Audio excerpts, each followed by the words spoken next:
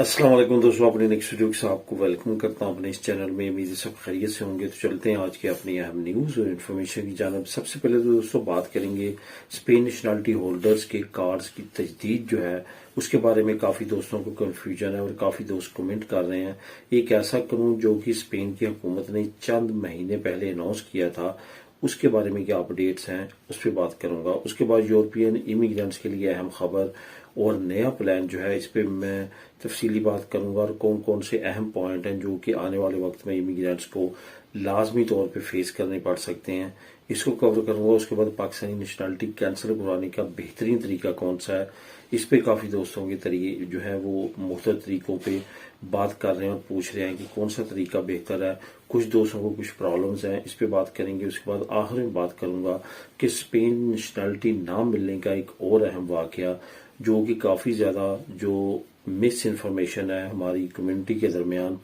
इस वाकये के बाद वो दूर हो जाएगी और आपको ये सोचने पे मजबूर करेगा ये वाकया कि आने वाले वक्त में किस तरह की प्रॉब्लम्स इमिग्रेंट्स को फेस करना भी पड़ सकती हैं। इसको कवर करूंगा वीडियो के आखिर में। तो दोस्तों वीडियो की डिटेल्स की तरफ जाने से पहले आपको बताता चलूं कि कौन कौन से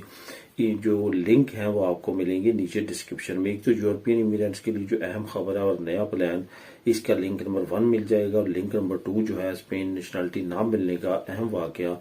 उसका लिंक नंबर 2 आपको डिस्क्रिप्शन में मिल जाएगा। आप दोनों लिंक्स को खुद भी क्लिक करके रीड कर सकेंगे। इसके साथ साथ तमाम दोस्तों से गुजारिश है जो इस चैनल पे नए हैं, लाजमी तौर पे चैनल को सब्सक्राइब करें ताकि मजीद ऐसी आने वाली वीडियोस आप तक बर वक्त पहुंच सके। तो सबसे पहले तो बात करते हैं कि स्पेन नेशनलिटी होल्डर्स के कार्ड की तजदीद,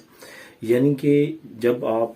स्पेन की नेशनलिटी ले लेते हैं, अगर तो आप स्पेन के अंदर रहते हैं, आप नेशनलिटी को यूज करते रहते हैं, मतलब ये कि आप अपनी जनी में यहाँ पे आलता चलाते हैं सुविधा सोशल का, या बिजनेस करते हैं, ऑटोनोमो हो या इम्प्रेसा हो, यानी कि आप यहाँ पे प्रेजेंट हैं, आपकी फैमिली प्रेजेंट है, जिन जिन के पास दनी है वो सारे के सारे इधर हैं,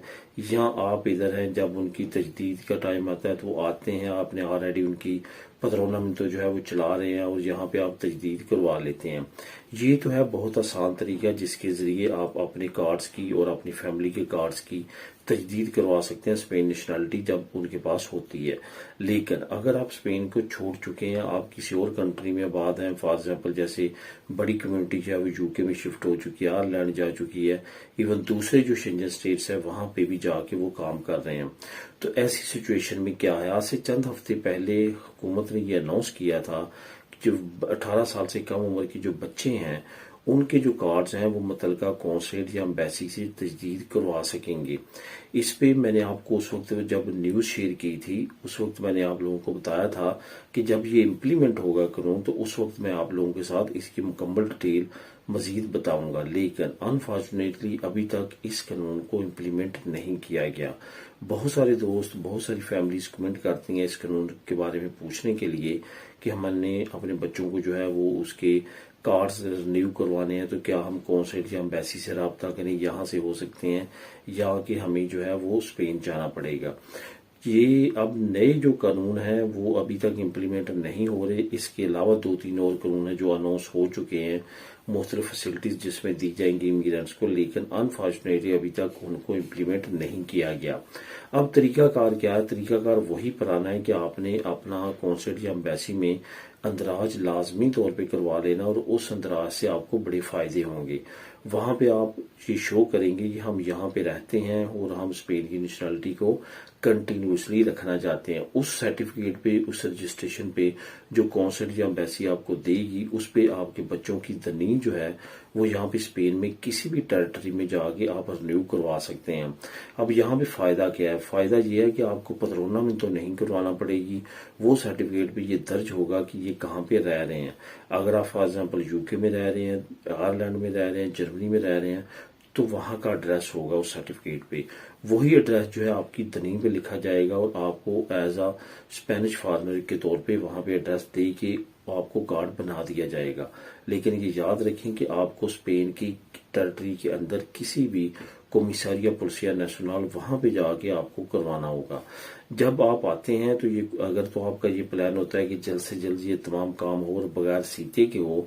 تو جیسے کہ کچھ دوست کمنٹ کرتے ہیں تو بڑے شہروں کا رخ نہ کریں، چھوٹے چھوٹے جو شہر ہیں وہاں پہ بغیر سیتے جو ہے پولیسیا نیشنل آپ کو تجدید کر دے گی، لیکن یہ سرٹیفکیٹ آپ نے ساتھ لے کے لازمی طور پہ آنا ہے۔ ادروائز کیا ہوگا کہ آپ کو وہ کہیں گے کہ پدرونا میں تو لے کے آئیں، جہاں پہ آپ رہتے ہیں وہاں کا ایڈریس لے کے آئیں، تبھی ہم آپ کو دنیا کارڈ جو ہے رینیو کر کے دیں گے۔ اس سرٹیفکیٹ سے آپ کو اس کی ڈیمانڈ نہیں کریں گے۔ اب دوستوں بات کرتے ہیں یورپین امیگرینٹس کے لیے اہم خبر اور پلان کیا ہے۔ اصل میں اس وقت جیسے کہ میں نے کل والی ویڈیو میں بھی آپ کو بتایا تھا کہ اسپین واحد اس خطے میں کنٹری بچی ہے جو کہ امیگریشن دے رہی ہے، جو آسانی کے ساتھ پیپر دے رہے ہیں اور ساتھ ساتھ آسانی کے ساتھ بہت زیادہ ٹائم پیریڈ نہیں لگ رہا، نیشنلٹی بھی مل رہی ہے اسپین کی امیگرینٹس کو۔ لیکن آنے والے وقت میں جس طرح جو پرتگال، اٹلی اور باقی جو ارد گرد کے ممالک ہیں بہت زیادہ آسان سمجھی جاتی تھی امیگرینٹس کے لیے کہ آتے ہی آپ پیپر لے سکتے ہیں، بہت آسانی کے ساتھ ان کنٹریز کی نیشنلٹی لے سکتے ہیں، لیکن آنے والے وقت میں اس طرح کی سچویشن جو ہے وہ اسپین میں بھی آ سکتی ہے جس طرح کی سچویشن اس وقت ان کنٹریز میں ہے۔ جیسا کہ آپ جانتے ہیں کہ پرتگال میں بہت آسان تھا ڈاکومنٹ لینا، اس کے بعد وہاں پہ صرف 5 سال سٹے کرنا اور اس کے بعد نیشنلٹی لے لینا۔ اب وہاں پہ بھی 10 سال کر دی گئی ہے اور وہاں پہ پیپر لینا جو ہے وہ انتہائی مشکل کر دی گئی ہے۔ اسپین بہت زیادہ آسان ہے ابھی بھی پرتگال کے نسبت۔ تو یہ سچویشن جو ہے وہ وہی اٹلی میں ہے کیونکہ وہاں پہ بھی رائٹ ونگز پارٹیز آ چکی ہیں، تو اس طرح کی سچویشن جو ہے وہ زیادہ بہتر طور پہ امیگرینٹس کے لیے ثابت نہیں ہوتی۔ اس وجہ سے اسپین میں آنے والے وقت میں جو پلان بن رہے ہیں، جس طرح سے بات کی جا رہی ہے امیگرینٹس کے اگینسٹ اور ان کی ڈپورٹیشن سے ریلیٹڈ اور اس کے ساتھ ساتھ جو انلیگل یہاں پہ ہیں ان سے ریلیٹڈ، تو یہاں پہ مشورہ تمام دوستوں سے یہی ہے جن کے پاس ڈاکومنٹ نہیں ہے کہ ایز سون ایز ارلی جیسے آپ کا ٹائم کمپلیٹ ہوتا ہے جیسے تیسے کر کے جو قوانین اس وقت آپ کو دستیاب ہے انہی قوانین میں اپنے آپ کو لیگل کرنے کی کوشش کریں۔ جن لوگوں کی نیشنلٹی کا ٹائم پورا ہو چکا ہے لازمی طور پہ توجہ دے کہ وہ جلد سے جلد ایز سون ایز ارلی اپنی نیشنلٹی جمع کرائیں تاکہ ان کا ایک پروسیس چل سکے، ان کو نیشنلٹی مل سکے۔ ادروائز آنے والے وقت میں کافی زیادہ پرابلمز اور کافی زیادہ سختیاں ہو سکتی ہیں، جیسے کہ ابھی ووکس اور پاپولر پارٹی کہتی ہے کہ آنے والے وقت میں ہم جو ہے وہ 15 سال کا ٹائم پیریڈ کر دیں گے یا ریسٹرکشنز لے کے آئیں گے یا اس طرح کا اور معاملے لے کے آئیں گے، تو یہ کافی زیادہ آنے والے وقت میں امیگرینٹس کے لیے پرابلم ہو سکتی ہے۔ اب دوستوں بات کرتے ہیں کہ پاکستانی نیشنلٹی کینسل کرانے کا بہترین طریقہ کون سا ہے۔ اس پہ میں آلریڈی کافی عرصہ پہلے بات کر چکا ہوں، لیکن دوبارہ سے آپ کو ریپیٹ کرتا چلوں کہ اس کا جو بہترین طریقہ یہ ہے کہ آپ نے اپنا جو آئی ڈی کارڈ ہے وہ تو آپ نادرا کی ویب سائٹ پہ جا کے خود بھی کینسل کر سکتے ہیں۔ وہ کینسل کرانے کے بعد جیسے آپ کے پاس وہ سرٹیفکیٹ آ جاتا ہے تو آپ نے متعلقہ اپنی ایمبیسی یا قونصل جا کے اپنا پاسپورٹ بھی کینسلیشن اپلائی کر دینی ہے۔ اگر آپ یہ مشکل سمجھتے ہیں اور سمجھتے ہیں کہ میں نادرا کے ذریعے اپنا آئی ڈی کارڈ نہیں کر سکتا تو وہ آپ سے کچھ چارجز لیں گے، جو ایمبیسی یا قونصلیٹ ہے وہ آپ کو وہاں پہ کر دیں گے۔ وہاں پہ آپ کا پہلے جو ہے وہ آئی ڈی کارڈ کینسل کیا جائے گا، اس کے بعد جو ہے آپ کا پاسپورٹ کینسل کیا جائے گا، وہ آپ کو سرٹیفکیٹ مہیا کر دیں گے۔ اب اگر اس کے بعد آپ پک کارڈ جو ہے وہ اپلائی کرنا چاہتے ہیں، پاکستان اوریجن کارڈ، تو وہ بھی آپ اپلائی انہیں کے ذریعے کر سکتے ہیں اور وہ نادرا کا بننے کے بعد ڈائریکٹ آپ کے ایڈریس پہ آ جائے گا۔ تو یہ طریقہ کار ہے۔ زیادہ اگر آپ نہیں جانتے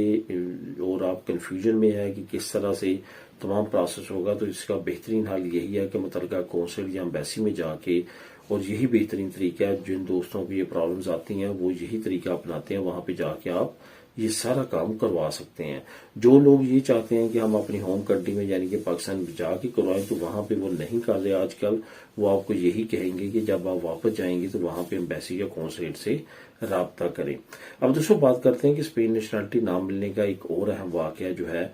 وہ آیا۔ اس میں ایک ٹائم